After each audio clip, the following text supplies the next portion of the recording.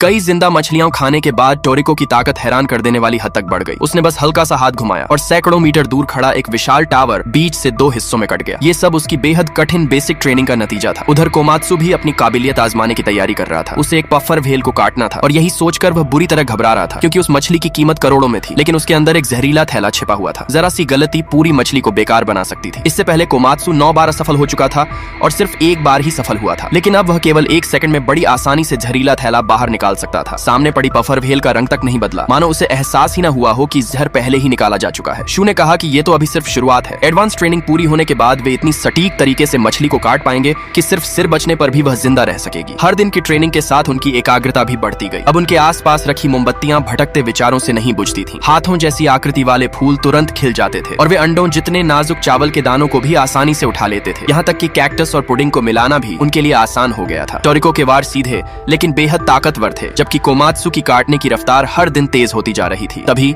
जब वे अपनी जीत का जश्न मना रहे थे, उनका मास्टर अचानक आसमान से नीचे आ गिरा। तीनों तुरंत पीछे हट गए और धूल हटते ही वहां एक विशाल गड्ढा दिखाई दिया। टोरिको और कोमात्सु पूरी तरह हैरान रह गए। अब से उनका मास्टर खुद उन्हें ट्रेनिंग देने वाला था। वह उन्हें एक तालाब के पास ले गया और कहा कि वे बबल फ्रूट पकड़ने की कोशिश करें। टोरिको ने हाथ बढ़ाया और जैसे ही बबल फ्रूट उसकी हथेली पर आया, उसे बर्फ जैसा ठंडा महसूस हुआ। इस बार वह फूटा नहीं। आखिरकार वे सफल हो गए थे, लेकिन असली बात कुछ और थी। वो फल असली नहीं था, वह सिर्फ ट्रेनिंग के लिए बनाया गया मॉडल था। असली बबल फ्रूट मंदिर के गुप्त क्षेत्र में छिपा हुआ था, जहां असली परीक्षा उनका इंतजार कर रही थी। सिर्फ वही व्यक्ति लेजेंडरी गवर्नमेंट स्क्रॉल हासिल कर सकता था जो बबल पार्ट को पार कर सके, लेकिन उस रास्ते से केवल एक ही इंसान गुजर सकता था। बबल फ्रूट बेहद शर्मीला इंग्रेडिएंट था। मास्टर के अलावा वह सिर्फ एक और व्यक्ति को स्वीकार करता था। इसलिए टोरिको मास्टर के साथ उस गुप्त दुनिया के अंदर चला गया, लेकिन वह बहुत देर तक चलता रहा और उसे कुछ भी नहीं मिला। उसके आसपास पानी तक नहीं था और रास्ता खत्म होने का नाम ही नहीं ले रहा था। पूरा एक हफ्ता गुजर गया। भूख और थकान से उसकी हालत खराब हो चुकी थी। आखिरकार अपनी सीमा तक पहुंचकर टोरिको जमीन पर गिर पड़ा।